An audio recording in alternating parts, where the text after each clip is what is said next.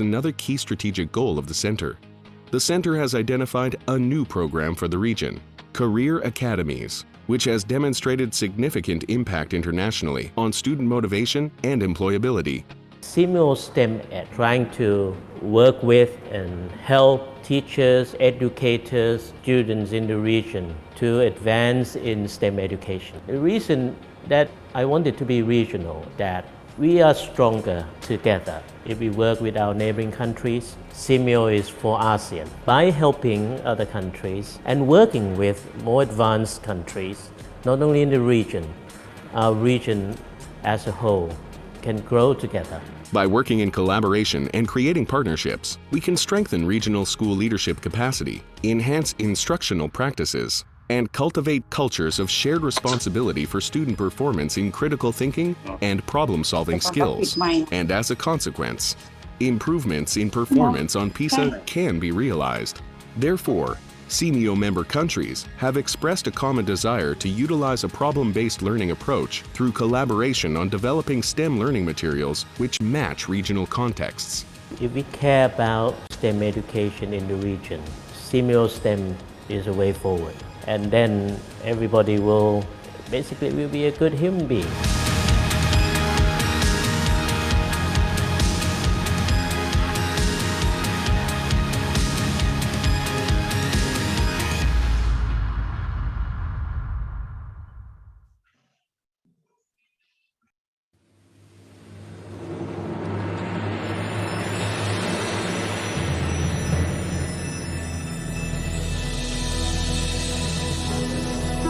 It's time to open our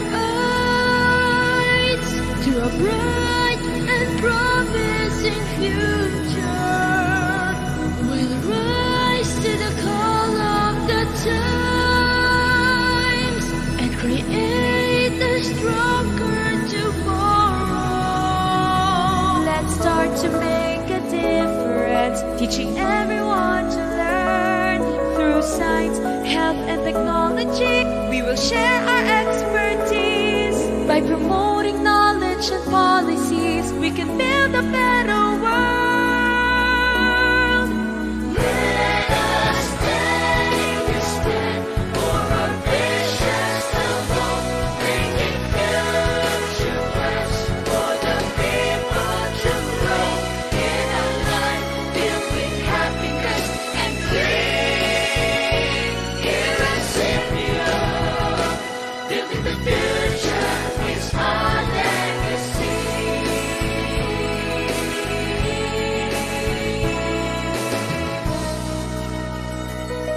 We'll achieve our goals through partnership, creating opportunities. By working hand in hand, we can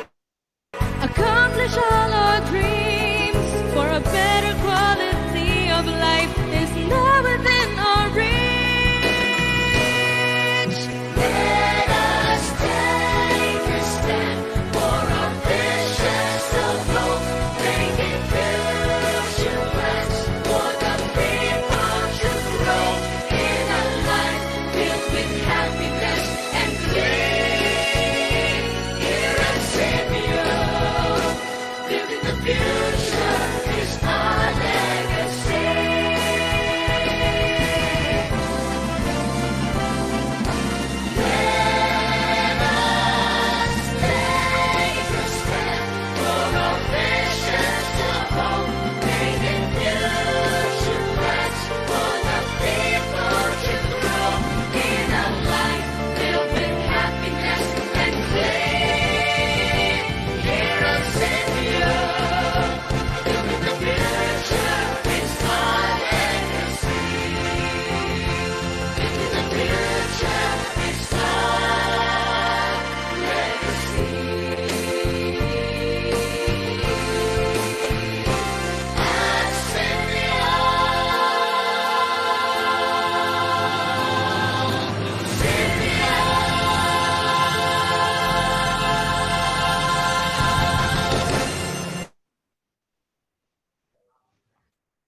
ครับผมขอสวัสดีทุกท่านนะครับผมขอสวัสดีในตอนเช้าวันนี้เราเจอกันแบบเช้าตรู่กันเลยนะครับผมสำหรับวันเสาร์นะครับก็เ พื่อที่จะไม่รบกวนเวลาคุณครูวิทยาศาสตร์นะครับในการเจอกันเพื่อพูดคุยถึงว่าเดิมที่เราจะมีกิจกรรมประชุมเชิงปฏิบัติการหัวข้อที่ 4 กับหัวข้อที่ 5 นะครับเราบอกว่าเราจะเจอกันอีก 2 ครั้งซึ่งเป็นการจัดกิจกรรมโดยส่วนกลางนะครับแต่รอบนี้เราบอกว่าเมื่อเรามีช่วงของการปิดเทอมของครูด้วยแล้วก็เห็นว่าครูบางท่านก็ติดต่อมาว่าอยากให้เราได้เข้าไปช่วยถึงการจัดกิจกรรมในห้องเรียนจริงๆนะครับเราก็เลยจะมีการเปลี่ยนแปลงช่วงเวลาที่เราจะได้เจอกับคุณครูนะครับโดยเราเจอกันแบบสั้นๆนะครับโดยใช้เวลาประมาณชั่วโมงถึง3 ชั่วโมงในแต่ละครั้งนะครับแล้วก็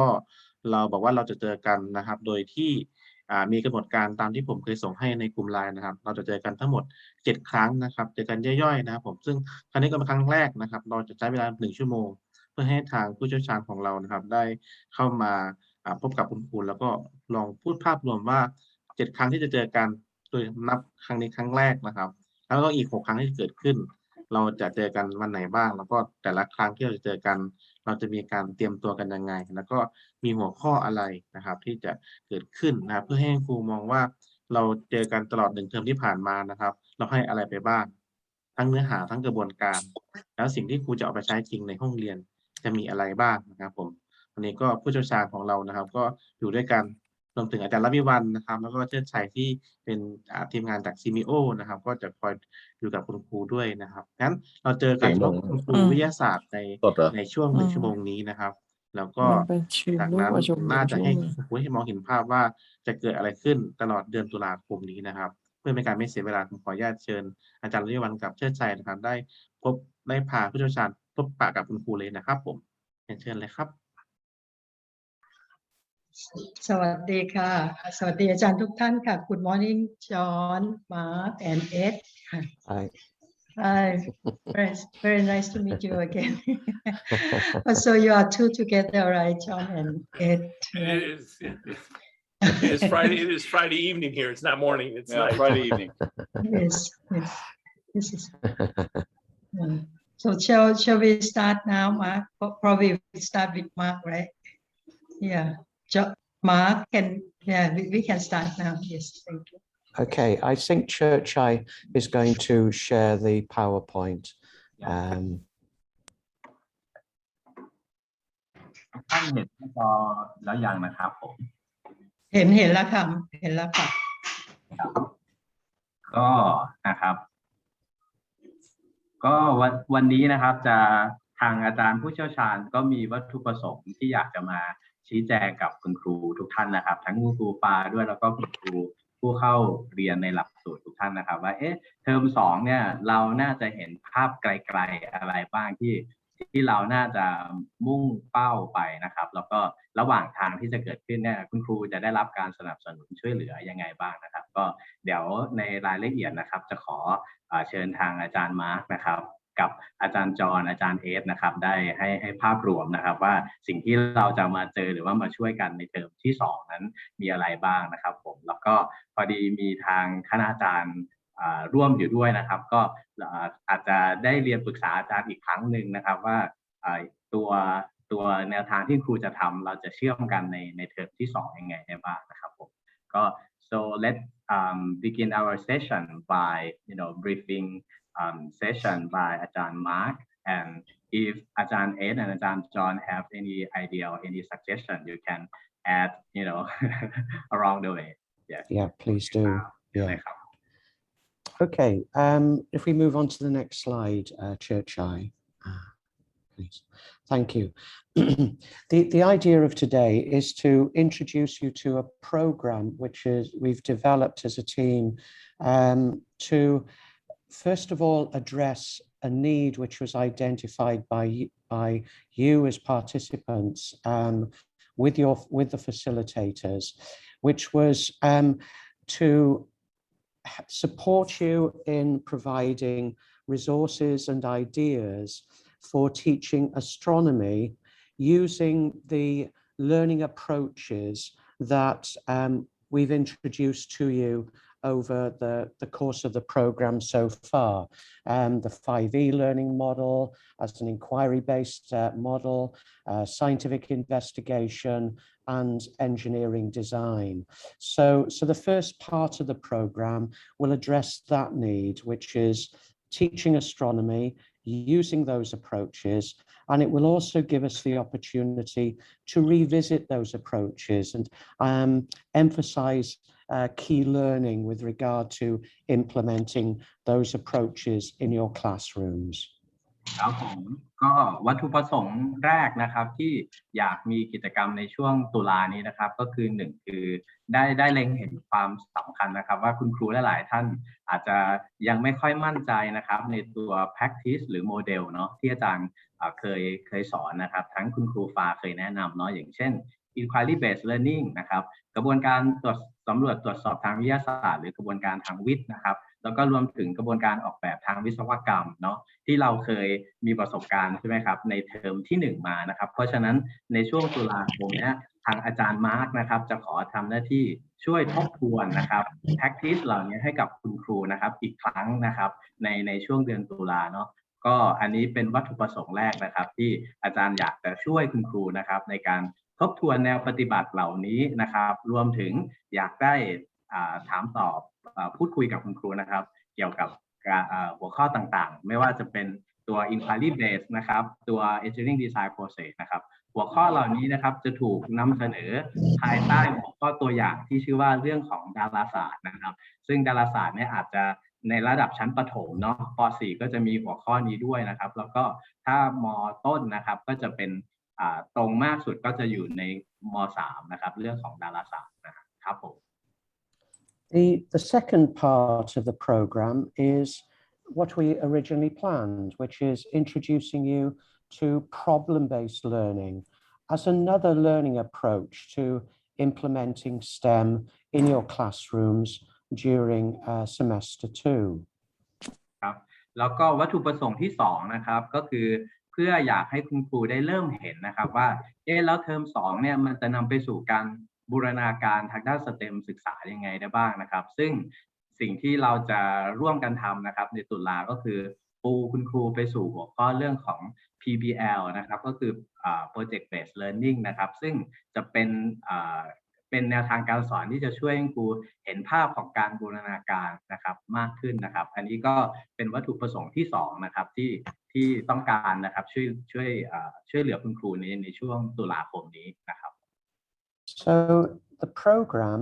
will involve you in a series of webinars with pre-webinar tasks or post-webinar tasks which help you prepare for the next webinar. So it'll be a series of 3 webinars on astronomy and 3 webinars on problem-based learning. And in between each webinar, you will have tasks to carry out, and you will share the outcomes of those tasks at the beginning of the next webinar. So it means that you're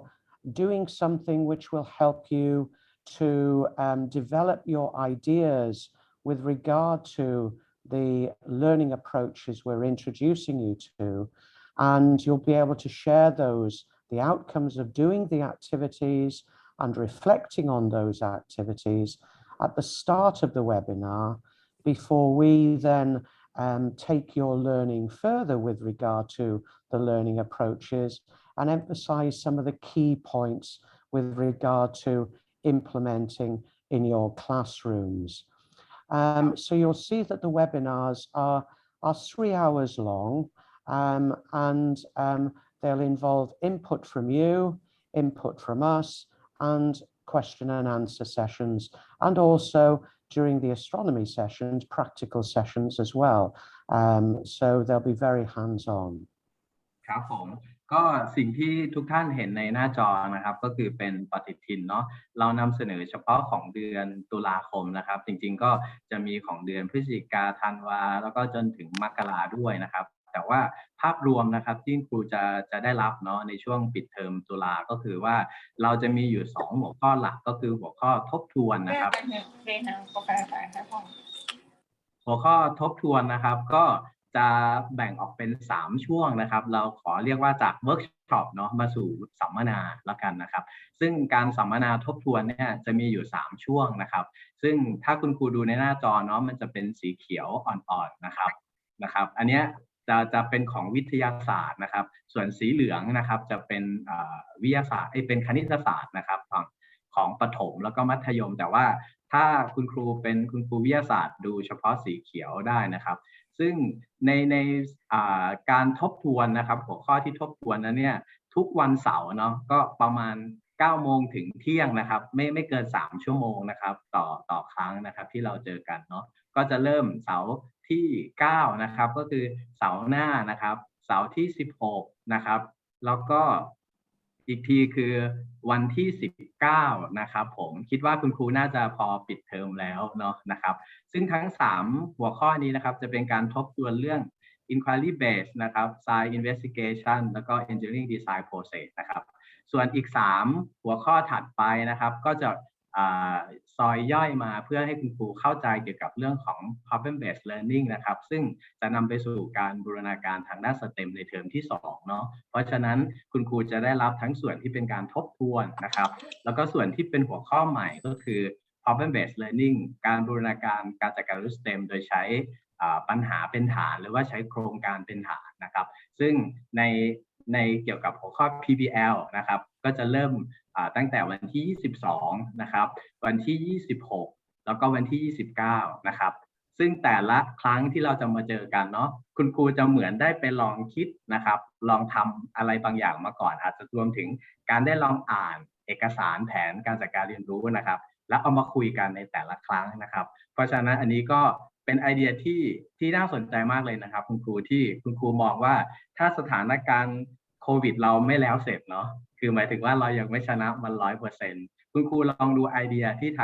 ทางทีมงานเนาะหรือว่าทางอาจารย์มาร์คอาจารย์จอห์นอาจารย์เอสนะครับออกแบบวิธีการสอนแบบนี้แล้วคุณครูลองแกะดูนะครับว่าเราจะไปประยุกต์ใช้กับเด็กของเรายังไงได้บ้างถ้าเราต้องสอนเด็กทั้งเทอมเนาะอันนี้เป็นไอเดียที่ดีมากนะครับที่อยากลองแชร์ให้กับคุณครูทราบครับผมอาจารย์มาร์คเชิญเลยครับ Okay, so the program will start actually today with us introducing you to obviously what's going to happen over the next 4 weeks, but also we're going to introduce you to the pre-webinar task for webinar 1, and that task you will be carrying out over the coming week. ครับแล้วก็เพราะฉะนั้นนะครับในวันเสาร์หน้าเนาะที่เราจะเจอกัน3 ชั่วโมงนะครับเราก็จะมีภารกิจเล็กๆนะครับให้คุณครูลองไปทำมาก่อนนะครับเพราะฉะนั้นวันเสาร์หน้านะครับคุณครูก็จะมาพร้อมกับไอเดียหรือสิ่งที่ครูได้ลองไปทำมาเป็นเหมือนเป็นการทบทวนรีวิวตัวเองนะครับมาคุยกันในวันเสาร์หน้านะครับครับผม So if we go on to that introduction to that task as the beginning of the series of webinars on astronomy, what you will be doing in the pre-webinar task is finding the answer to a question. How big is the universe and what does it contain? And then moving on to developing a system to classify galaxies as you work through the learning episode. So you will be doing the learning episode as you would do with your students, as your students would do, and you will share the outcomes of that learning experience, but also you will share the outcomes of your reflections, your discussions as a team on the learning experience and how it implements the 5E model and what happens at each stage in the 5E model. And you will share those outcomes at the beginning of the first webinar, which will be in a week's time on the 9th of October. ครับ เพราะฉะนั้นนะครับในกิจกรรมแรกที่เราจะเจอกันในวันเสาร์หน้านะครับผมก็จะมีภารกิจเล็กๆนะครับมาให้ครูลองทำเนาะนะครับทั้งหมดในหน่วยเนี่ยเราเรียกว่าเป็นหน่วยการทบทวนแล้วกันนะครับคุณครูฮะเราจะใช้ธีมของเรื่องนะครับก็คือเรื่องของดาราศาสตร์นะครับเพราะฉะนั้นในการทบทวนเนี่ยในเรื่องของดาราศาสตร์คุณครูจะได้ทั้งพวกinquiry based learning กระบวนการทางวิทย์นะครับแล้วก็ engineering design process เพราะฉะนั้นสัปดาห์แรกวันเสาร์หน้าที่เราเจอกันนะครับก็เราเลยมีหัวข้อที่ชื่อว่า universe หรือว่าจักรวาลนะครับมาให้ครูลองไปย่อยก่อนก็คือลองไปอ่านนะครับตัวเอกสารเนาะเดี๋ยวเราจะแชร์ให้หลังจากนี้นะครับถ้าคุณครูสามารถเอาไปใช้ได้นะครับกับเด็กด้วยหรือกับคุณครูด้วยกันเองก็อยากให้ลองใช้นะครับเพื่อได้ลองทบทวนก่อนนะครับแล้วผลลัพธ์ที่เกิดจากการลองใช้หรือเอาไปอ่านนะเนี่ยเอามาคุยกันในวันเสาร์หน้านะครับซึ่งวันเสาร์หน้าก็หมายถึงวันที่9นะครับก็จะเป็นหัวข้อเกี่ยวกับทบทวนเรื่องของ inquiry based learning นะครับ So at the beginning of webinar 1, you will be, so if you move on to the next slide, Churchite, thank you. So at the beginning of webinar 1, you will be sharing the outcomes of carrying out the learning episode, and you will also be sharing your discussions that you've had in your teams. Then we'll be taking you through another learning episode, which will be implementing the 5E learning model. And this time it'll be focusing on the solar system. And it'll be done through a hands-on experience where you will be developing a scale model of the solar system. And what we'll do is we'll draw out from that learning experience and the learning experience you carried out as part of the pre-webinar task, the key learning to do with inquiry-based learning, the 5E learning cycle, and how to effectively implement them in your classrooms, picking up some of the things such as organizing your students and using questions and the order of questions and so on to develop the learning and thinking of your students. ครับอันนี้ก็เป็นภาพรวมนะครับของวันเสาร์ที่9นะครับที่เราจะมาทำกิจกรรมร่วมกันนะครับก็คือคุณครูจะได้ลองนำผลลัพธ์เนาะที่เกิดขึ้นนะครับจากการลองเป็น pre-webinar นะฮะลองเอาไปทำนะครับแล้วเอามาแลกเปลี่ยนกันนะครับหลังจากนั้นเนี่ยสิ่งที่เราจะลองมาเป็น hands on ก็คือลองลงมือทำกิจกรรมร่วมกันนะครับเพื่อสร้างประสบการณ์เนาะก็จะคือหัวข้อเรื่องของระบบสุริยะนะครับในระบบสุริยะเนี่ยก็จะใช้ในเรื่องของการพัฒนาโดยใช้โมเดลของ 5E นะครับเพราะฉะนั้นในวันเสาร์ที่9นะครับก็จะเป็นการทบทวน inquiry based นะครับก็คือการสืบเสาะหาความรู้นะครับโดยใช้แนวทางหรือวงจรการเรียนรู้แบบ 5E มาเป็นตัวเรียกว่าเป็นตัวเดินเรื่องนะครับเพราะฉะนั้นอันนี้จะเป็นเป้าหมายของวันเสาร์หน้านะครับผมครับ So moving on, Churchai. So following the webinar, you'll have a post-webinar task, which will make the link between the webinar 1 and webinar 2. And what you'll be doing in that task is that you'll be carrying out an investigation into the movement of the planets around the sun. You'll relate the distance from the sun to the time taken to complete a single orbit and look at how this data can be used to predict where planets will be in the future. So in this case, you'll be doing a pre-webinar task for webinar 2, which will be focusing on scientific investigation and carrying out an investigation to develop students' knowledge and understanding of the solar system and the orbiting of the planets around the sun. ครับแล้วก็หลังจากการสัมมนาครั้งที่1นะครับเราก็จะมีภารกิจเล็กๆนะครับหลังการสัมมนานะครับเพื่อเป็นการทบทวนหรือเป็นการชิมลางเนาะให้คุณครูก่อนที่จะไปเจอในหัวข้อของวันถัดไปนะครับซึ่งสิ่งที่ครูจะได้ทำก็คือได้ลองไปทำการสำรวจตรวจสอบเนาะในหัวข้อที่เกี่ยวกับเรื่องของวงโคจรของดาวเคราะห์นะครับซึ่งสิ่งที่ครูจะได้ทำการสำรวจตรวจสอบนะครับก็คุณครูสามารถมองเห็นได้ในหน้าจอนะครับแล้วนะครับสิ่งที่จะเอามาคุยกันในครั้งหน้าก็จะเป็นผลที่คุณครูลองเอาไปใช้เนี่ยแหละครับเพราะฉะนั้นในวันเสาร์ถัดไปนะครับก็หัวข้อที่จะมาในการสัมมนาครั้งที่2นะครับก็จะเป็นการพูดถึงหัวข้อเรื่องของตัวการสำรวจตรวจสอบทางวิทยาศาสตร์นะครับเพราะฉะนั้นภารกิจหลังเว็บบินาร์1การสัมมนา1ก็จะถูกส่งต่อมาที่เว็บบินาร์2ก็คือการสำรวจตรวจสอบทางวิทยาศาสตร์นั่นเองนะครับ And so at the beginning of webinar 2, again, you will share the outcomes of carrying out the learning experience and also your reflective discussions, the discussions you've had in your teams with regard to the learning approaches used, with regards to how you might use the approach in your own classroom. And then webinar 2 will introduce you to another learning experience, which this time is going to be looking at the impact of meteorites or asteroids, possibly when they hit our planet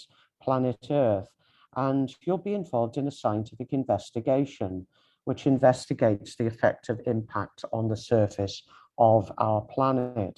And so the key learning that we'll be drawing out in this webinar will be to do with scientific investigation and the scientific investigation process and how to support students through that process using scaffolding questions to support them through the process. And obviously thinking how we can do that with both primary age students and secondary age students. ครับแล้วก็สัมมนาครั้งที่2นะครับพระเอกหรือว่าหัวใจของการสัมมนาในครั้งนี้ก็คือเป็นกระบวนการสำรวจตรวจสอบทางวิทยาศาสตร์หรือว่า scientific investigation นะครับเป็นธีมหลักนะครับแล้วก็หัวข้อหรือสิ่งที่ครูจะเอามาแลกเปลี่ยนกันนะครับก็จะเกี่ยวกับเรื่องของ target earth ขออนุญาตแปลว่าเป็นเรื่องเกี่ยวกับโลกนะครับซึ่งในเนี้ยภายใต้หัวข้อนี้คุณครูจะได้ลองมาเขาเรียกว่า investigate เนาะเกี่ยวกับผลกระทบของอุกกาบาตที่กระทบต่อพื้นผิวโลกนะครับอันนี้ก็จะเป็นคอนเทนต์หรือว่าเป็นเนื้อเรื่องที่เราจะมาใช้กระบวนการสำรวจตรวจสอบนะครับในการเรียนรู้หัวข้อนี้นะครับ And then the post-webinar task will follow the learning experience further so that you can carry out the whole of the learning experience and carry out several scientific investigations, which will give you the opportunity to practice doing scientific investigations yourselves and also to practice using the enabling questions, the scaffolding questions as you work through your investigation. So it'll give you a chance to practice those things that you want to use with your students and what you want your students to use. And once again, you will reflect on this in your teams, you'll discuss it in your teams and prepare to share at the beginning of the final webinar on astronomy. ครับแล้วก็หลังการสัมมนาครั้งที่2นะครับก็จะมีภารกิจหลังสัมมนาก็คือเพื่อให้ครูได้ฝึกฝนทบทวนเนาะเกี่ยวกับตัว Science Investigation นะครับซึ่งในนี้ก็จะมีตั้งแต่เรื่องของการตั้งคำถามใช่ไหมครับการเขาเรียกว่า scaffolder ก็คือการที่คุณครูพยายามค่อยๆป้อนหรือเสริมต่อการเรียนรู้ของผู้เรียนนะครับเพราะฉะนั้นอันนี้ก็จะเป็นสิ่งที่ครูจะได้ฝึกฝนนะครับหลังภารกิจสัมมนาครั้งที่2นะครับเพราะฉะนั้นคุณครูจะสามารถทำภารกิจนี้ร่วมกับทั้งคุณครูในโรงเรียนที่เรียนหลักสูตรด้วยกันเนาะทั้งครูวิทยาศาสตร์หรือว่าร่วมกับfacilitator ของคุณครูได้นะครับอันนี้ก็จะเป็น ภารกิจหลังการสัมมนาครั้งที่2นะครับซึ่งธีมพระเอกของเรื่องก็คือเรื่องของ Science Investigation นะครับ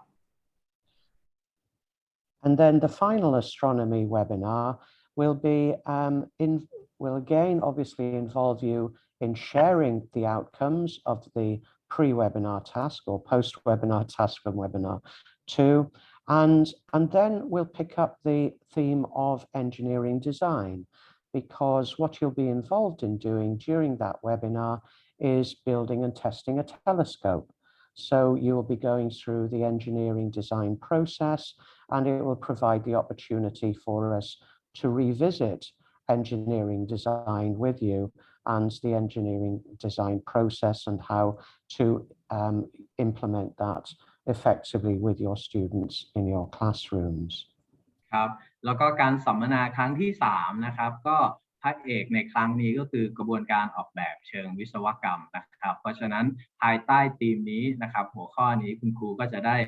ลองนะครับทบทวนนะครับออกแบบเนาะการทำกล้องโทรทัศน์นะครับโดยใช้กระบวนการออกแบบทางวิศวกรรมนะครับเป็น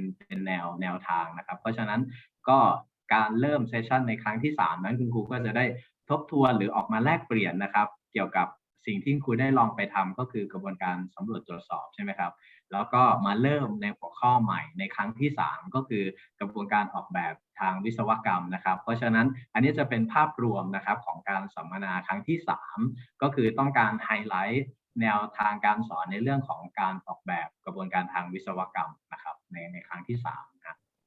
And for the post-webinar task, you will be finishing your engineering design challenges by continuing to build and test your telescopes, which you will share with us at the beginning of the first webinar in the series of webinars on problem-based learning. So the series of webinars on astronomy is providing us with that opportunity to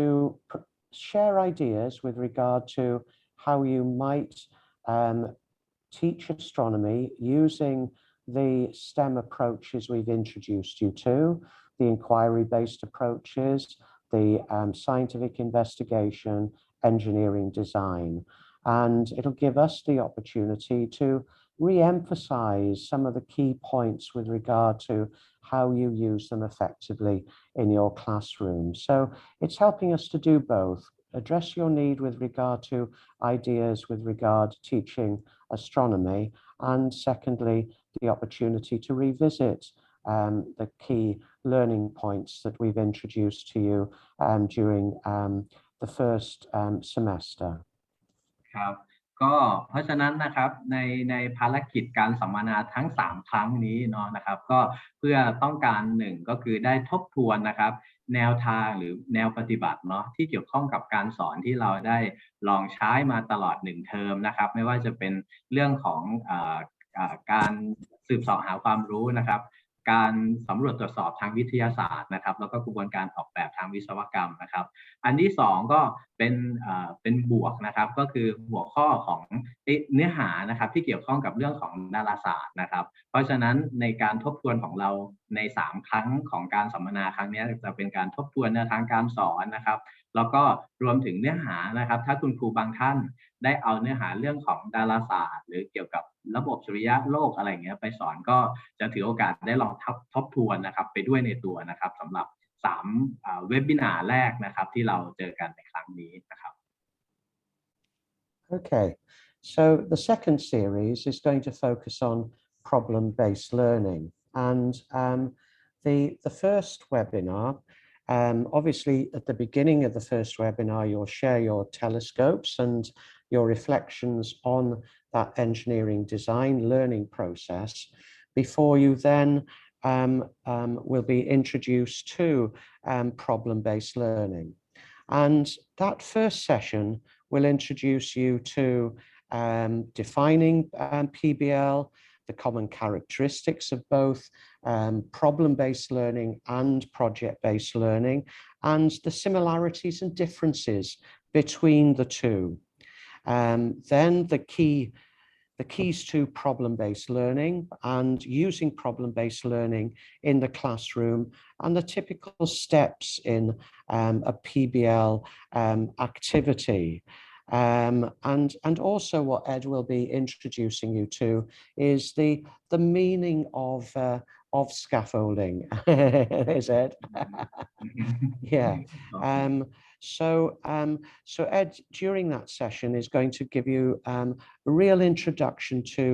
what problem-based learning is, how it is distinguished from project-based learning, and the typical steps that are used in the classroom during a problem-based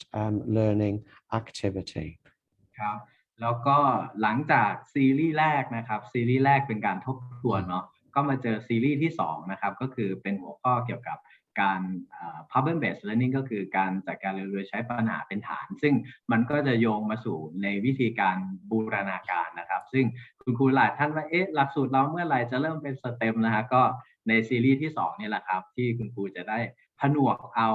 องค์ความรู้นะครับสิ่งที่เกิดขึ้นจากซีรีส์1ก็คือพวกที่เล่าไปเมื่อสักครู่นะครับแล้วก็มาสู่กระบวนการเริ่มบูรณาการกันนะครับเพราะฉะนั้นในการสัมมนาครั้งที่1นะครับทางอาจารย์เอสนะครับอาจารย์เอ็ดเวิร์ดจะมานำนะครับในการให้ความรู้นะครับทบทวนว่า PBL คืออะไรนะครับในมุมของทั้งคำจำกัดความลักษณะร่วมหรือลักษณะที่แตกต่างกันของคำว่า project based learning กับ problem based learning สองอันนี้มันใกล้เคียงกันนะครับแล้วมันเหมือนมันต่างกันยังไงนะครับแล้วก็นอกจากนั้นเราจะโฟกัสไปที่ลักษณะสำคัญของ PBL ด้วยว่าเราจะเรียกได้ว่าเป็น PBL เนี่ยเราจะสังเกตอะไรได้บ้างครับแล้วก็หลังจากนั้นก็จะพูดถึงนะครับเกี่ยวกับตัวกิจกรรม PBL ในชั้นเรียนที่คุณครูจะสามารถเอาไปใช้ได้แล้วก็ได้เล่าถึงตัว scaffolding นะครับก็คือคุณครูจะช่วยเสริมต่อการเรียนรู้ของเด็กเป็นระยะในช่วงที่เด็กเขาทำ PBL ยังไงได้บ้างนะครับอันนี้ก็จะเป็นหัวใจของการสัมมนาครั้งที่1นะครับซึ่งก็คือซีรีส์2ของเรานะครับในเดือนตุลาคมนะครับ I don't know, Ed, do you want to add something, Ed, with regards the session you're running? No. Well, I think it's good what you've covered here. I think it gives a good overview between problem-based learning and project-based learning. And I'll try to do that in our first seminar, but give the main ideas. That's all. Okay. So Thanks, thank you. Ed. Yeah. So Ed's running that session with you, and I think I've seen the session. I think it's a really good session. It's brilliant. Okay. So moving on to the post-webinar task, then will be involving you in reading through a problem-based learning experience. And it was a problem-based learning experience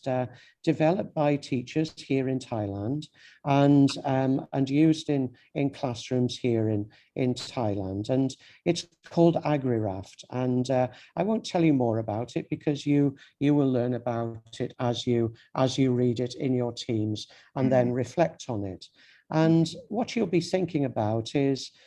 the problem and context used, the development of background knowledge and understanding, the solving of the problem, the communication of the solutions, and the application of STEM in that PBL experience. So I think that will give you a nice example of PBL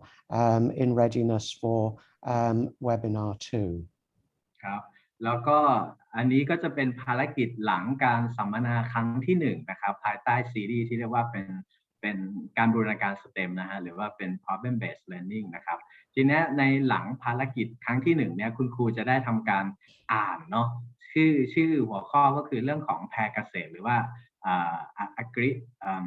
AgriLaft นะครับซึ่งเป็นตัวอย่างนะครับของโครงการที่ใช้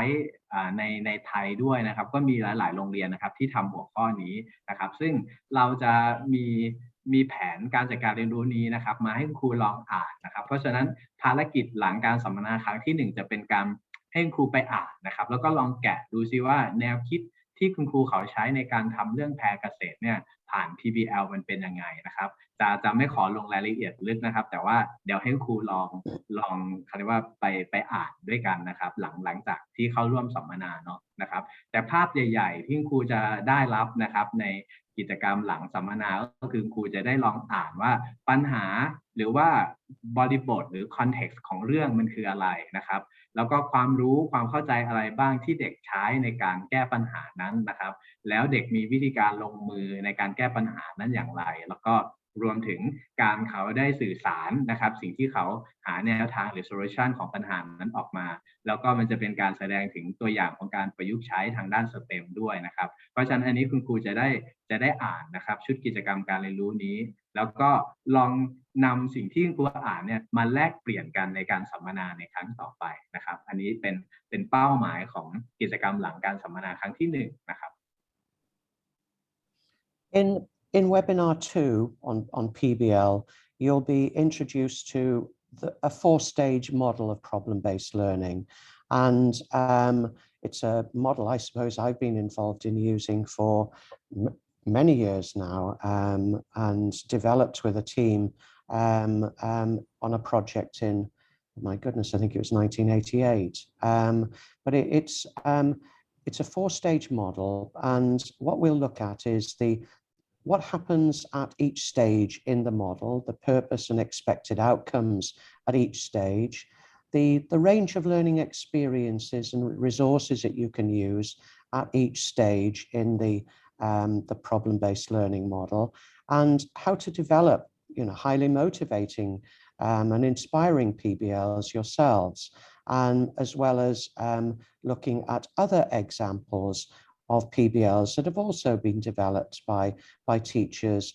here in Thailand. And we'll also use video, for example, a video to show you and demonstrate PBL being used by teachers here in Thailand. ครับแล้วก็การสัมมนาครั้งที่2นะครับคุณครูก็จะได้มาเรียนเนาะลงลึกในตัวเขาเรียกว่าโมเดลในการจัดการเรียนรู้โดยใช้ปัญหาเป็นฐานหรือว่า PBL นะครับก็เป็นโมเดลPBL 4 ขั้นตอนนะครับที่ทางอาจารย์มาร์คนะครับจะมาแนะนำนะครับซึ่งในหัวข้อการสัมมนาครั้งที่2เนี่ยคุณครูก็จะได้ลงลึกว่าโมเดล PBL 4 ขั้นตอนมันมีอะไรบ้างนะครับเป้าหมายแล้วก็ผลลัพธ์ของแต่ละขั้นตอนคืออะไรนะครับแล้วก็ช่วงหรือว่าเลนจ์ของการเรียนรู้ของเด็กในแต่ละขั้นตอนนั้นมันเป็นยังไงบ้างแหล่งทรัพยากรหรือว่าเอกสารข้อมูลอะไรบ้างที่ต้องใช้แล้วคุณครูจะได้ลองเรียกว่าพัฒนาประสบการณ์ในการสร้างแรงจูงใจแล้วก็แรงบันดาลใจให้กับผู้เรียนนะครับผ่านตัวเจ้า PBL นี่แหละนะครับแล้วก็จะได้เห็นตัวอย่างของการใช้กิจกรรมของ PBL ซึ่งเป็น PBL ที่เป็นตัวอย่างเคสจากโรงเรียนในไทยเนาะที่ทางอาจารย์น่าจะเคยทำ PBL มาก่อนนะครับได้มาแลกเปลี่ยนในครั้งนี้ด้วยนะครับ Then for the post-webinar task, you're actually going to be involved in doing a PBL, which is called resort design, which is focusing on the transfer of heat as the scientific content. But it'll be a complete PBL that you will do. So it will take you some time to do it in your teams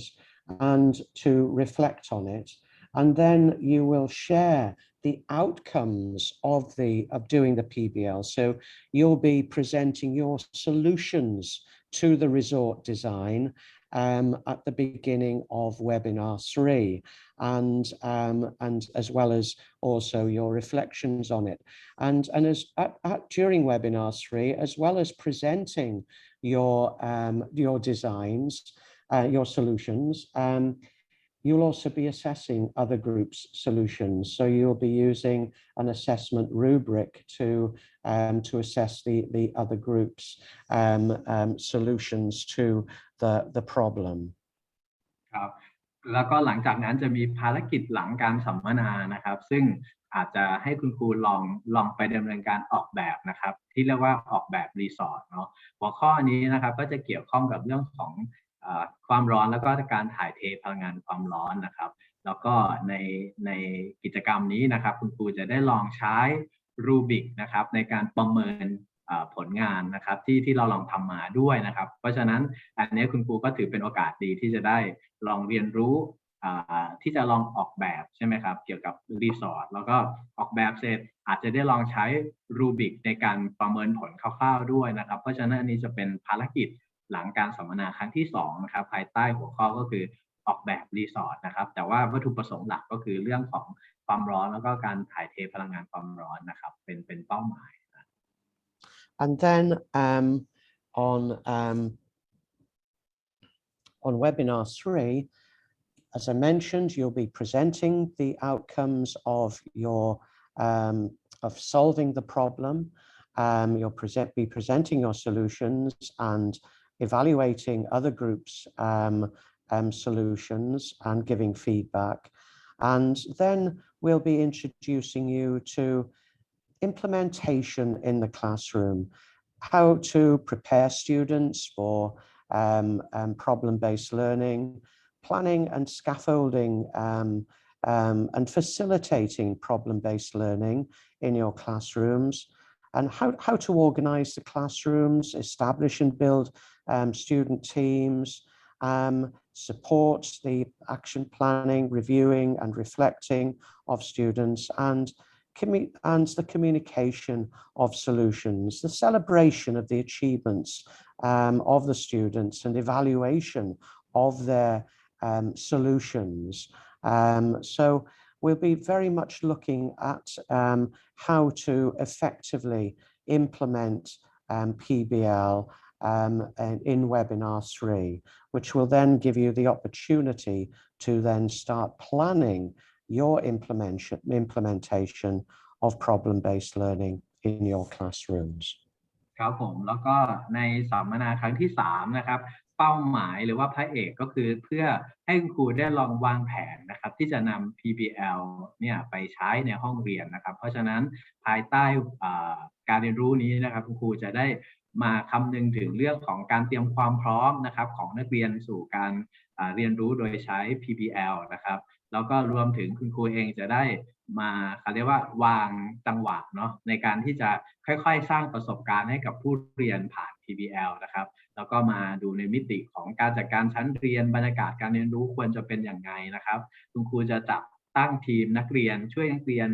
เซตทีมขึ้นมายังไงนะครับแล้วก็รวมถึงการที่คุณครูจะได้ช่วยเหลือหรือ facilitate นะครับให้กระบวนการเรียนรู้ของนักเรียนผ่าน PBL เนี่ยมันราบรื่นนะครับทั้งการช่วยทบทวนนะครับการสะท้อนคิดในช่วงต่างๆที่จะเกิดขึ้นในช่วงที่เด็กทำ PBL นะครับแล้วก็นอกจากนี้ถอดบทเรียนออกมานะครับในช่วงท้ายก็คือเป็นเรื่องของการสื่อสารนะครับที่ผู้เรียนจะได้นำเสนอแนวทางการแก้ปัญหานะครับแล้วก็เราจะมาดูในมิติของการเขาเรียกว่าชื่นชมนะครับความสำเร็จของการเรียนรู้ของเด็กที่เกิดขึ้นแล้วก็รวมถึงการประเมินนะครับอันนี้จะอยู่ในการสัมมนาครั้งที่3นะครับก็คือการเอา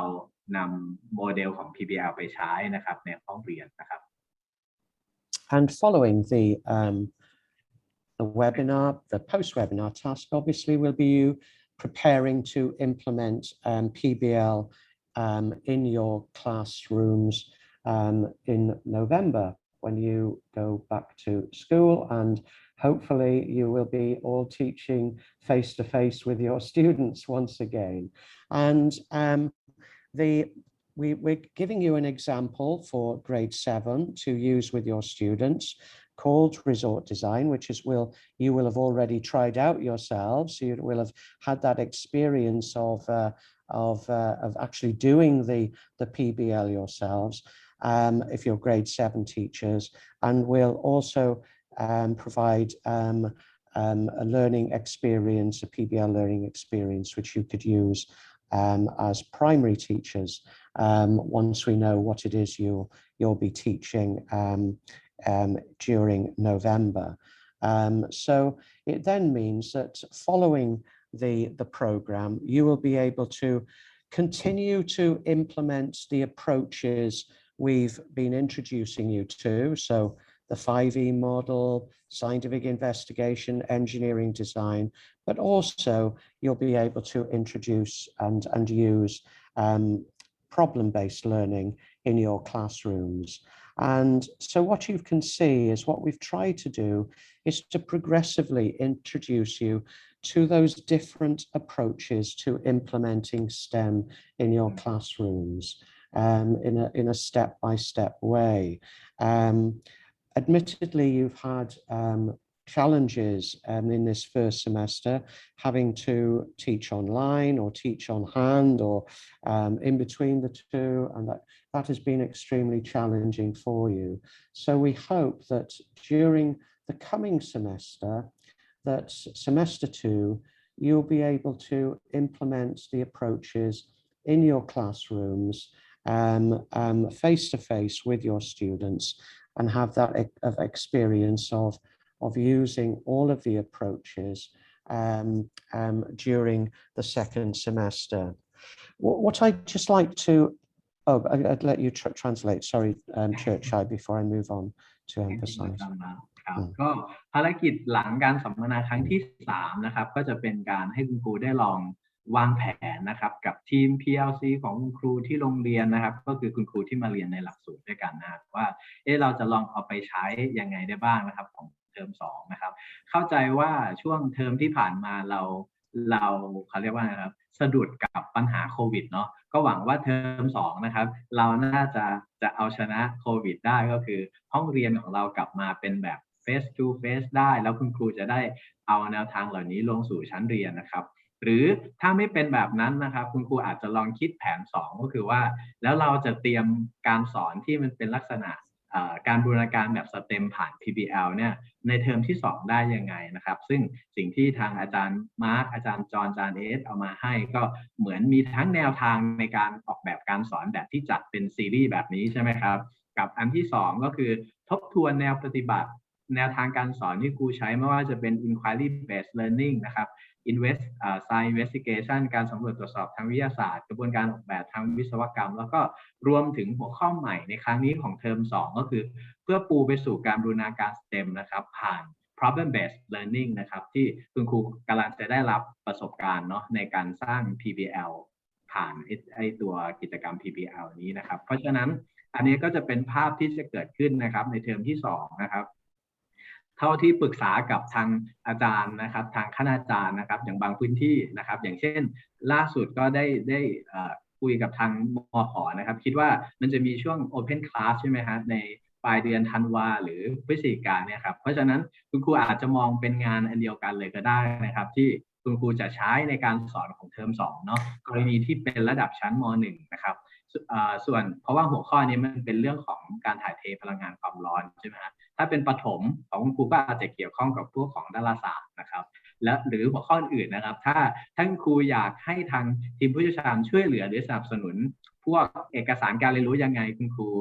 อัปเดตแจ้งมากับทีมงานได้เลยนะครับเพื่อว่าเราจะได้ช่วยคุณครูเนาะว่าคุณครูจะสอน PBL ในประถมผ่านหัวข้ออะไรนะครับแต่ทั้งหมดทั้งมวลนะครับภารกิจนี้ก็เพื่อให้คุณครูได้ทบทวนนะครับแล้วก็เรียนรู้หัวข้อใหม่ก็คือเรื่องของ PBL ที่จะเกิดขึ้นนะครับแล้วก็ช่วยให้คุณครูลองวางแผนที่จะเอาไปใช้นะครับผ่านกระบวนการ PLC หรือผ่านทีม Facilitator กับทีมทางที่คุณครูจะเอาไปใช้ในโรงเรียนนะครับแล้วก็รวมถึงมันจะเป็นเป้าหมายเดียวกันของสิ้นเทอมในเทอมที่2ด้วยนะครับที่เราจะลองพูดคุยกับทางคณาจารย์ของมหาวิทยาลัยเนาะทั้งม.ทักษิณนะครับม.เชียงใหม่ราชภัฏเชียงใหม่นะครับแล้วก็ม.ขอนแก่นนะครับที่อยากจะได้ลองเห็นว่าเทอมที่2เนี่ยคุณครูจะนำไปสู่การบูรณาการหรือเอาไปสู่ชั้นเรียนได้ยังไงนะครับอันนี้เป็นภาพใหญ่ครับครับเชิญเลยครับอาจารย์มาครับSo just very quickly, just to summarize, if we move on to the next slide, Churchai, what we really want you to do is to carry out these post or pre-webinar tasks in your school teams. Okay, do them together, either as pairs or threes, depending on how many of you there are in your school. And you'll be supported by your facilitator, but work as in your teams to do the pre-webinar task or the post-webinar task, which leads into the next webinar. Prepare to present the outcomes at the next webinar, and use the discussion questions to reflect on the learning episode and prepare to share the outcomes of your discussions. What we'd like you to do is to share with your regional team first of all. So the day before the next webinar, share your experiences as a regional team. So share your presentations as a regional team, and then as a regional team, select one of the teams to present at the webinar on behalf of the region, because there won't be time for every school team to present during the webinar. So we'll have one team from each region to present. And the presentation at the beginning of each webinar will be a maximum of 15 minutes from each regional team, so that there'll be time for questions and answers and feedback and so on. ครับก็เพราะฉะนั้นทบทวนอีกครั้งนะครับเกี่ยวกับตัว task ก็คือตัวงานเนาะหรือว่าภารกิจนะครับไม่ว่าจะเป็นทำก่อนการสัมมนาหรือทำหลังเวบินาร์หรือหลังสัมมนาก็ตามนะครับเพราะฉะนั้นคุณครูนะครับจะได้ทำงานกับเพื่อนนะครับที่เรียนในหลักสูตรด้วยกันนะครับกับ facilitator ด้วยนะครับแล้วก็ทำอะไรบ้างก็คือลองเอาสิ่งที่ได้เรียนนะครับไปใช้นะครับหรือเอาไปอ่านนะครับแล้วก็รวมถึงเตรียมนำเสนอผลลัพธ์ที่จากการเอาไปใช้เนี่ยในสัมมนาในครั้งถัดไปนะครับแล้วก็ใช้คำถามอภิปรายสะท้อนคิดนะครับซึ่งมันจะอยู่ในหน้าถัดไปนะครับเดี๋ยวครูลองสะท้อนคิดกับตนเองก่อนก็ได้ก่อนที่จะเอามาแชร์กับเพื่อนในครั้งถัดไปนะครับเพราะตอนเราเจอกันในแต่ละครั้งของการสัมมนานะครับเราจะขอตัวแทนเนาะตัวแทนทีมภูมิภาคนะครับนำเสนอเนาะอย่างเช่นการสัมมนาครั้งที่1เราก็จะขอตัวแทนจากทางภาคเหนือจากม.ราชภัฏเชียงใหม่ขอ1ทีมก็คือ1โรงเรียนเนาะสมมุติมีอยู่4โรงเรียนอาจจะลองเลือกกันเองก่อนก็ได้นะครับว่าโรงเรียนนี้ขอโรงเรียนเทศบาลนำเสนอก่อนแล้วกันเป็นทีมแรกเดี๋ยวเว็บบินาร์ถัดไปขอเป็นโรงเรียนของเรานะอะไรอย่างเงี้ยหรือแม้แต่ทางมข.ใช่ไหมครับอาจจะเป็นโรงเรียนสมมุตินะครับโรงเรียนพิสารหรือเปล่านำเสนอนะฮะครั้งที่1โรงเรียนถัดไปก็นำเสนอในครั้งถัดไปอันนี้แล้วแต่นะครับแต่ว่าเนื่องจากเวลาจำกัดจะขอให้คุณครูนำเสนอแค่เป็นตัวแทนเนาะแต่อาจจะเป็นตัวแทนสุ่มแบบเลือกแล้วกันนะฮะว่าเว็บบินาร์นี้ขอเป็นโรงเรียนนี้นำเสนอนะครับเพราะฉะนั้นการนำเสนอในการสะท้อนคิดของเว็บบินาร์ก็จะเป็นตัวแทนแต่ละโรงเรียนนำเสนอผลลัพธ์ที่ตัวเองเอาไปใช้นะครับอันนี้เป็นภาพรวมนะครับเกี่ยวกับภารกิจที่จะเกิดขึ้นนะครับผม So the structure of each webinar will involve you sharing your outcomes of doing the pre-webinar task, answering any questions that you have that you want answering as a result of doing and reflecting on that pre-webinar task. Then during the astronomy webinars, there'll be demonstrations through hands-on approaches of a learning episode with you. And what we'll do is we'll draw out from that and emphasize the key learning with regard to the approach that we're emphasizing that day. So either scientific investigation or inquiry-based learning or engineering design. And through that key learning session, we'll also be getting you to reflect on your learning and by asking questions and which will relate to how you might implement in your classrooms. There'll then be further questions and answers before we then introduce you to the post-webinar task. Okay, ครับ ก็ทบทวนอีกครั้งนะครับว่าโครงของการสัมมนาเรามันมีโครงหน้าตายังไงบ้างเนาะนะครับเพราะฉะนั้น1ครั้งที่เรามาเจอกันในแต่ละสัมมนานะครับก็จะมีช่วงของการแลกเปลี่ยนนะครับสิ่งที่ครูเอาไปใช้เป็นเอามาแลกเปลี่ยนกับเพื่อนนะครับในช่วงแรกแล้วก็มีการถามตอบพูดคุยกันนะครับแล้วก็หลังจากนั้นเนี่ยทางอาจารย์ผู้สอนนะครับคืออาจารย์จอนอาจารย์เอสอาจารย์มาร์คนะครับจะลองสาธิตผ่านการกิจกรรม hands on ก็คือให้ครูได้ลองลงมือทำนะครับในซีรีส์แรกเพื่อทบทวนแนวการสอนที่เคยเรียนมาเราจะใช้ธีมที่ชื่อว่าเป็นดาราศาสตร์นะครับ แล้วก็ในซีรีส์ที่2ก็จะเป็นเรื่องของ PBL ก็คือจะไปสู่การบูรณาการนะครับเราจะใช้หัวข้อที่เป็นเรื่องของการถ่ายเทพลังงานความร้อนนะครับมาเป็นหัวข้อในการเรียนรู้นะครับซึ่งจะเก็บได้ทั้งเนื้อหาแล้วก็แนวทางการสอนนะครับแล้วก็ส่วนถัดมาก็คือเราจะมาสะท้อนคิดกันว่าแนวปฏิบัติหลักๆที่ใช้ในการสอนเมื่อสักครู่เนี่ยคืออะไรนะครับพร้อมสะท้อนคิดกันนะครับแล้วก็ถามตอบเป็น Q&A นะครับแล้วก็แนะนำไปสู่กิจกรรมในครั้งถัดไปนะครับผมอันนี้ก็จะเป็นภาพนะครับภาพรวมของการสัมมนาในแต่ละครั้งที่จะเกิดขึ้นนะครับ So you will see that we have a pre-webinar task for next week's webinar. What you're going to be doing, as I've mentioned, in your teams, your school teams, is you will be carrying out a learning episode called The Universe. So if you move on to the next slide, Church Eye, please, thanks. So you'll see that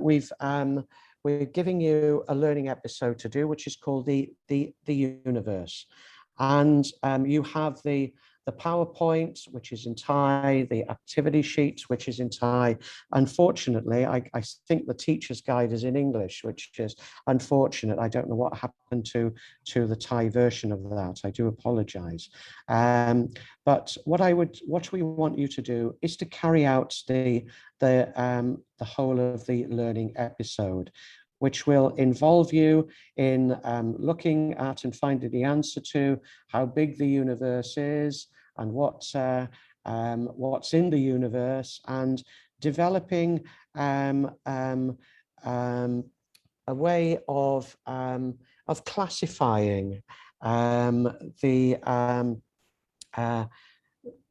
different components of the universe. In this case, you're going to be classifying the galaxies in the universe, the different types of galaxy. And so also what we have are some questions to help you to reflect on that learning episode, which we'd like you to discuss, and then to prepare to present with us the outcomes of doing the learning episode and the outcomes of discussing the questions at the beginning of our next webinar, or our first webinar, sorry, which will be next Saturday. So I would suggest that you do this over the next few days and then share the outcomes with your regional team before the next webinar, so that at the next webinar we'll have a presentation from one team from each region, which will introduce the next webinar. Okay. อันนี้นะครับจะเป็นภารกิจแรกเนาะที่คุณครูจะได้ทำนะครับก่อนที่เราจะมาเจอกันในเสาร์หน้านะครับภารกิจนี้มีชื่อว่าเป็นภารกิจจักรวาลนะฮะก็คือเป็น Universe นะครับเป็นหัวข้อของดาราศาสตร์เนาะนะครับเพราะฉะนั้นสิ่งที่คุณครูจะทำก็คือเราจะมีการให้แผนกิจกรรมการจัดการเรียนรู้นะครับซึ่งอันนี้ก็ต้องขอบคุณทางสพท.นะครับโดยอาจารย์กันชุลีปัญญาอินทร์นะครับที่ท่านได้เขาเรียกว่าส่งต่อนะครับคู่มือหรือว่ากิจกรรมการเรียนรู้ดีๆนะครับที่ช่วยเก็บตกในแนวทางการสอนแบบนี้ให้นะครับแล้วก็ภารกิจที่ครูจะทำก็คือให้ไปอ่านนะครับอ่านแบบจนแตกฉานเลยแล้วกันนะอ่านอย่างละเอียดนะครับในนั้นจะมีสไลด์นะครับซึ่งเป็นสไลด์ของครูผู้สอนนะครับมีคู่มือครูก็คือเป็นเหมือนคู่มือครูนะครับที่จะบอกว่ามันจะสอนยังไงบ้างนะครับในหัวข้อนี้นะครับแล้วอันที่3คือมีใบงานเด็กหรือว่าใบกิจกรรมนะครับเพราะฉะนั้นในขณะที่คุณครูลองอ่านนะครับอาจจะอ่านกับเพื่อนด้วยกันที่มาเรียนด้วยกันได้นะครับแล้วก็ลองทำความเข้าใจมันซิว่าในเอกสารนั้นเนี่ยมันมีอะไรบ้างนะครับโดยในขณะที่อ่านคุณครูก็พยายามจดโน้ตนะครับแล้วก็ลองดูซิว่าหัวข้อที่เกี่ยวข้องกับจักรวาลเนี่ยมันมีอะไรบ้างนะครับแล้วหลังจากนั้นคุณครูจะได้ลองเตรียมนำเสนอเนาะในเว็บบินาร์ครั้งถัดไปก็คือวันที่9นี้ใช่ไหมครับแล้ว เราจะมาอภิปรายพูดคุยกันนะครับว่าสิ่งที่ครูไปอ่านมาเกี่ยวกับเรื่องของจักรวาลเนี่ยมันมีอะไรซ่อนอยู่บ้างในนั้นทั้งเนื้อหานะครับทั้งแนวทางการสอนเนาะใบงานใบกิจกรรมของเด็กที่เกี่ยวข้องนะครับเพราะฉะนั้นอ่านให้ครบนะครับคุณครูก็เรามีเป็นภาษาไทยให้แล้วด้วยนะครับแต่เสียดายอย่างเดียวคือคู่มือครูเป็นภาษาอังกฤษนะฮะ เดี๋ยวถ้าทำทันนะครับก็จะรีบส่งให้นะครับแต่ถ้าคุณครูคนไหนบอกโอ้ไม่ต้องการที่อ่านเข้าใจก็เดี๋ยวผมแชร์ให้เลยนะครับของภาษาอังกฤษที่เป็นคู่มือนะครับเพราะฉะนั้นภาษาไทยใน PowerPoint มีแล้วนะครับในใบงานเด็กมีแล้วนะครับแล้วก็คู่มือคุณครูนะครับเพราะฉะนั้นภารกิจแรกนะครับเริ่มต้นด้วยการอ่านนะครับลองไปอ่านกันก่อนนะครับแล้วก็ลองคิดกับเพื่อนแล้วก็รอบหน้าเรามานำเสนอพูดคุยกันในงานสัมมนาหน้านะครับ And we're very fortunate that actually in our team, one of our facilitators, Ajahn Tor, is with us, and he was the leader of the team that developed the Astro Camp learning episodes. So I'm really pleased that he's part of our team, and I'm sure that during the sessions we have, he will also make some inputs to give further explanation of how they developed and why they developed the learning episodes in the way that they did. So I'm really pleased that Tor is part of our team, and he was the leader of the team that developed these learning episodes as part of the Inspiring Science project. Sorry, Ajahn Mark, I forgot the name. Sorry. Yeah. Yeah. Ajahn Mark, can you what were you saying? Oh, sorry. I was saying that we're very fortunate that we have Ajahn Tor, who is the leader of the team that developed these learning resources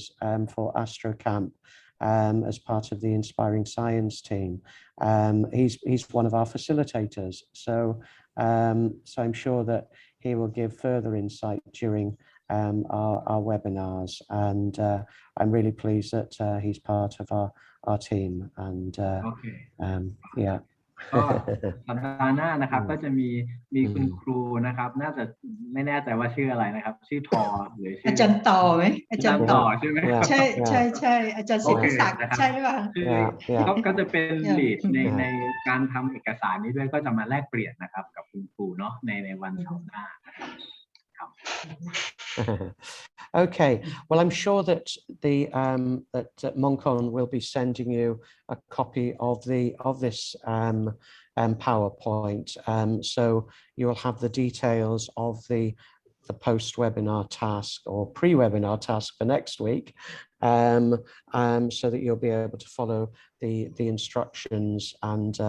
be able to carry out the learning episode and share the outcomes with us next week. But we will take questions now if you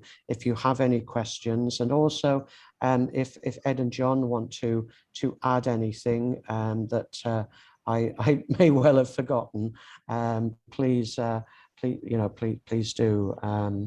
It's time for any additional things and any questions that anybody has. No, Mark, I think you covered everything very well, and we've been talking about the upcoming webinars, and we're very excited about it. And actually, I don't have a lot to do with it, but you and Ed have done a marvelous job of preparing for these things, and Chai, fabulous job of translation. So we're all set. We're ready to go. We hope the teachers, we hope the crew get excited as we are. I mean, very excited. Sanuk mak mak. Brilliant. ขอบคุณอาจารย์ทั้งสองท่านด้วยนะครับทางอาจารย์เอสอาจารย์ชอนนะครับก็รอนะครับตื่นเต้นที่จะได้มาเติมเต็มเนาะมาทั้งเก็บตกด้วยมาเรียนหัวข้อใหม่ด้วยกับคุณครูนะครับก็หวังว่าปิดเทอมนี้นะครับเราจะได้มาสร้างประสบการณ์แล้วก็เตรียมความพร้อมสำหรับเทอมที่2กันอย่างเต็มที่นะครับผมไม่ทราบว่าคุณครูท่านไหนหรือทางอาจารย์นะครับคณาจารย์มีข้อคำถามเกี่ยวกับแผนงานที่จะเกิดขึ้นในช่วงตุลาคมนี้รวมถึง คาบเกี่ยวไปถึงสิ่งที่จะเกิดขึ้นทั้งเทอมที่2ด้วยนะครับก็ยินดีเลยนะครับถ้าคุณครูมีคำถามหรือสิ่งที่อยากจะแลกเปลี่ยนกันนะครับผมเชิญได้เลยนะครับผมครูฮะทั้งคุณครูฟ้าด้วยนะครับเชิญได้เลยนะครับ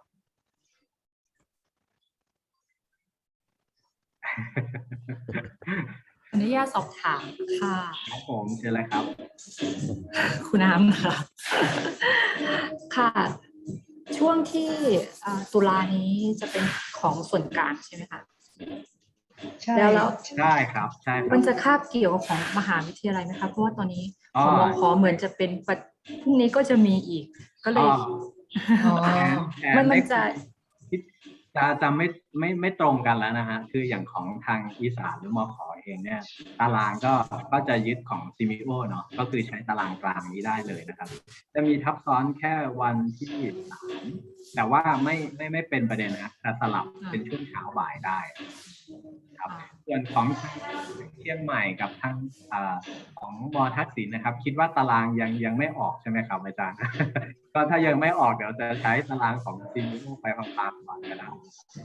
เดือนที่2นะครับส่วนของมขผมเช็คแล้วเมื่อวานกับอาจารย์นะว่าตารางไม่ชนกันครับว่าอาจารย์จะยึดของซิมิโอก่อนนะครับอาจารย์จะ ค่ะ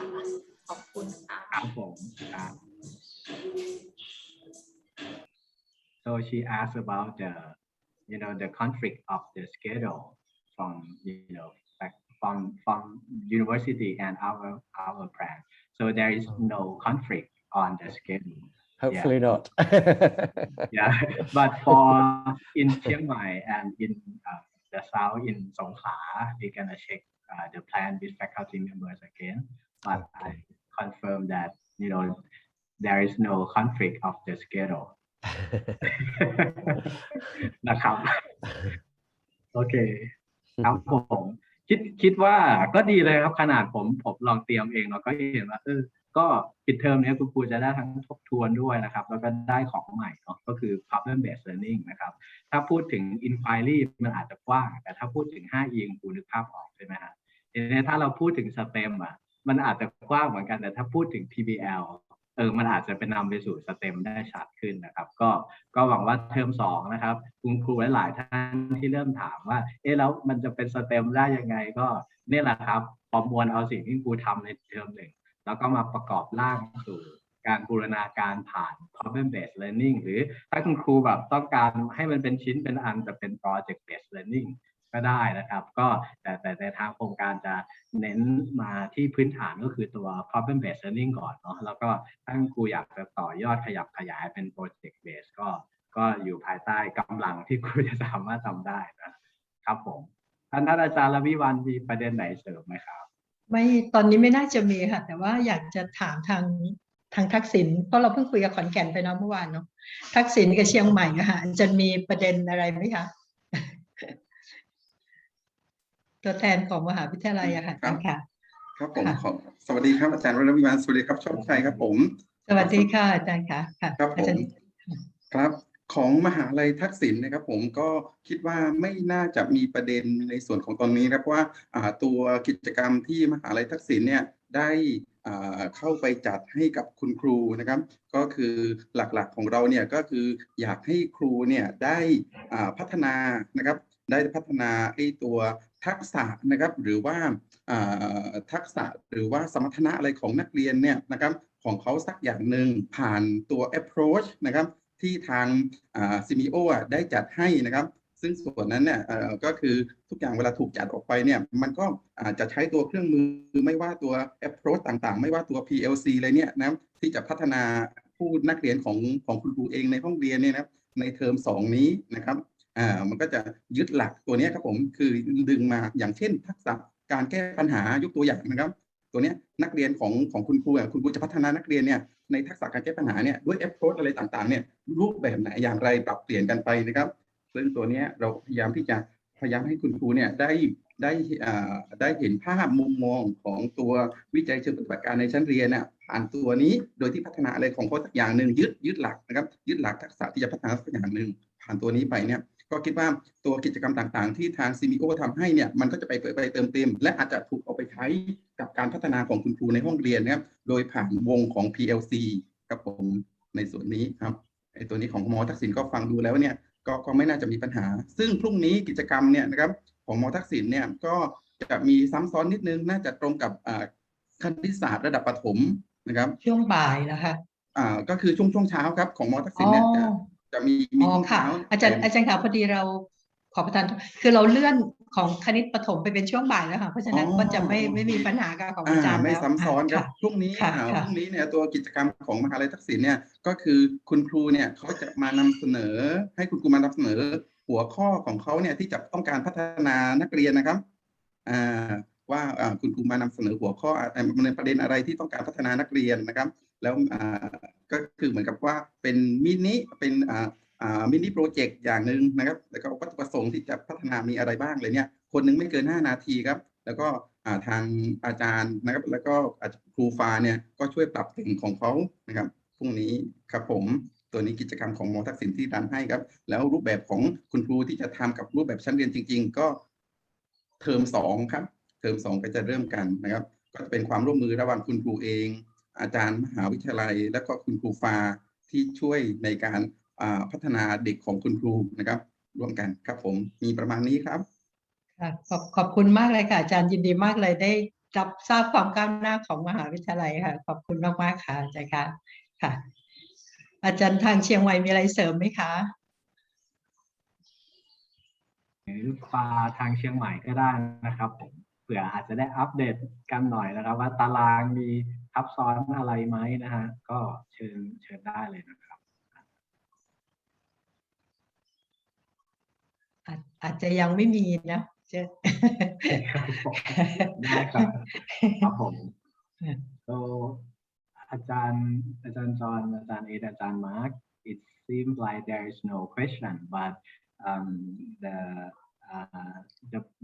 Ajahn Dr. Singha from Thaksin University, he shared with us that he quite see good things that we can,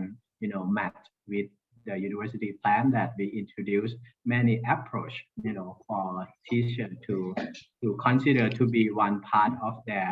classroom action research topic. So it is quite good that the teacher, have a chance to revisit those approach again and also thinking about how they can implement this approach into their classroom for the second semester.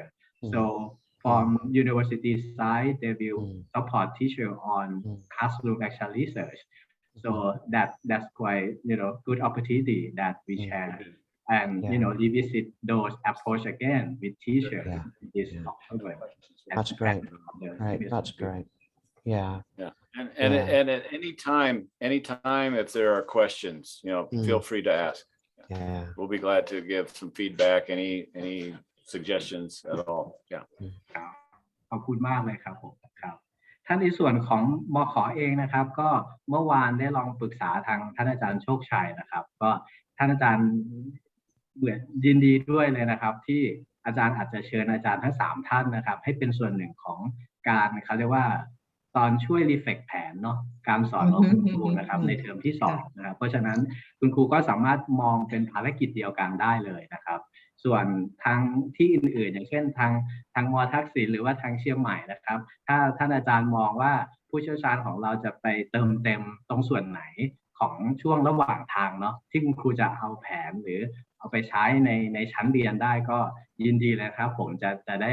มองตัวภารกิจนี้เป็นชิ้นงานเดียวกันแล้วคุณครูก็แบบเขาเรียกว่าทำ1อย่างได้3อย่างอะไรอย่างเงี้ยนะคะก็คุณครูจะได้มองภาพแล้วก็มองเป้าหมายเดียวกันที่จะเดินในเทอมที่2นะครับผมครับ Yeah. The other thing as well I think would be really good is during this period of semester 2 if the teachers can work as reflective partners so that they can plan together, observe each other, reflect together in their schools. Because in each of the schools, the science teachers, there might be 2, maybe 3. So it'd be really good if there's part of that action research that they're doing, that they can work as reflective partners to support each other and reflect together as they implement in school. That would be great. ครับ เพราะฉะนั้นจังหวะนี้ก็จะดีมากเลยครับที่คุณครูที่มาเรียนเนาะจะได้ทำงานช่วยกันนะครับเหมือน TLC เนาะแล้วก็รวมทั้งคุณครูฝ่ายเองนะครับที่จะได้เริ่มเติมเต็มนะครับรวมถึงแชร์ประสบการณ์เนาะในการใช้หัวข้อต่างๆนั้นนะครับหรือร่วมออกแบบนะครับวางแผนกับคุณครูร่วมอ่านเอกสารไปด้วยกัน แล้วก็ลองพูดคุยกันว่าหัวใจหลักของเอกสารคืออะไรหรือแนวปฏิบัตินี้คืออะไรแล้วเราจะทำให้มันเกิดขึ้นในห้องเรียนยังไงได้บ้างนะครับก็เป็นโอกาสที่ดีเลยนะครับสำหรับเทอม2นะครับแต่ก็หวังว่าโควิดน่าจะหายนะ ในเทอมที่2นะครับแล้วเราน่าจะได้เต็มที่กันได้นะครับหรือถ้าไม่หายนะครับคุณครูอาจจะลองดูแนวทางที่ทางทีมนะครับเอามาให้ไหมว่าจะเป็นภารกิจแบบเว็บวินาหรือเว็บวินาต่างๆนะครับอันนี้อาจจะเป็นแผน2แล้วกันเนาะนะครับที่คุณครูจะใช้ในห้องเรียนนะครับลองสังเกตแล้วกันนะครับผมถ้าโควิดไม่ดีขึ้นนะครับเขียนได้ ครับผม อาจารย์เอสอาจารย์จอห์นอาจารย์มาร์คมีอะไรจะเพิ่มไหมคะ you have anything more อาจารย์จอห์นอาจารย์เอสอาจารย์มาร์ค please ไม่น่าจะมีแล้วใช่ไหมคะโอเคนะครับผมก็ถ้าอย่างนั้น yes ครับคุณมาครับ thank you Yeah, thank you. Thank ครับ you. คุณมาครับ thank you Thank you. Chair Chai, Ravi, Monkon, thank you for coordinating. And Mark, great presentation. Yeah, good job. We're sitting here watching thinking, guys, they're doing such a great job. Yeah. Thank you all. I wish I was there. I mean, but that's okay. It's here with me. We'll be there soon. We'll be there soon. I'm coming back Yeah. soon. okay Yeah, we're looking forward to it. We really are. Okay. Good Mark, thank you all. Thank you all. หลังจากนี้นะครับผมจะส่งเอกสารเนาะเรื่องจักรวาลนะครับไปให้ครูอ่านเนาะภารกิจแรกก็คืออ่านให้แตกเลยนะครับเอาให้เต็มที่เลยครับแกะให้ชัดเลยนะครับว่าเอกสารของอาจารย์เขาเนี่ยต้องการอะไรบ้างนะครับไม่มีลักษณะเด่นยังไงเนาะเดี๋ยวน่าจะแชร์ได้ในวันนี้นะครับส่วนของภาษาไทยนะครับคู่มือครูมันเป็นภาษาอังกฤษนะครับเดี๋ยวผมส่งให้ก่อนเนาะถ้าที่แปลให้ทันจะรีบส่งตามไปนะครับแต่สไลด์เสร็จแล้วนะครับรายงานนักเรียนเสร็จแล้วนะครับจะส่งให้ครูก่อนเนาะนะครับผมนะครับโอเคถ้าอย่างนั้นวันนี้เราคลิปประมาณนี้นะคะประมาณนี้ แล้ว นะครับผมเนาะ ค่ะ คุณครูจะได้เห็นภาพรวมนะครับครับผม ค่ะ งั้นขอบพระคุณนะครับทุกท่านมากๆเลยนะครับท่านคณาจารย์นะครับแล้วก็คุณครูฟ้าแล้วก็คุณครูผู้เข้าร่วมทุกท่านด้วยนะครับผมท่านอาจารย์และวิบาลด้วยนะครับ ค่ะขอบคุณมากค่ะขอบคุณอาจารย์ทุกท่านนะคะขอบคุณอาจารย์จอห์นอาจารย์เอสอาจารย์มาร์คนะคะขอบคุณค่ะ ขอบคุณมากครับ สวัสดีค่ะสวัสดีค่ะ แล้วเราไปคุยกันต่อในคณิตศาสตร์ ค่ะ ค่ะขอบคุณ เราไป ค่ะ ดูคณิตศาสตร์กัน ขอบคุณค่ะ สวัสดีค่ะอาจารย์ค่ะสวัสดีค่ะ ขอบคุณค่ะอาจาร ขอบ ย์ คุณครับสวัสดีครับ Have a good trip John สวัสดีค่ะ สวัสดีค่ะ สวัสดีค่ะ สวัสดีค่ะอาจารย์ ส ค่ะ วัสดีครับบาย เจอกันวันเสาร์หน้าค่ะ So many great teachers there. Yeah. Thank you, everyone. ครับคุณมา ข ค อ รั บบ คุณ thank you all. ค่ะขอบคุณ ขอบคุณค่ะ Thank you. สวัสดี Thanks ค่ะ everyone. Thanks for all your hard work. Well done, Moncon. Mark, you take care of yourself, okay? Yes, thanks. Mark. I'm looking forward to seeing you both. Yeah, Yeah, we'll oh, get there. I wish I was. Gosh, yeah. We got all this good food you'd enjoy, I think. I've seen your steaks. My goodness. Yeah, I know. We're in the West. They're that big. Yeah, cowboy country. Yeah. Okay. Well, thank you. We'll see you guys. Yeah, thank you so Okay, much. thank you. Yeah. Bye bye. Yeah. See you now. Bye. Bye, both of you. Bye. Take care. Enjoy the food.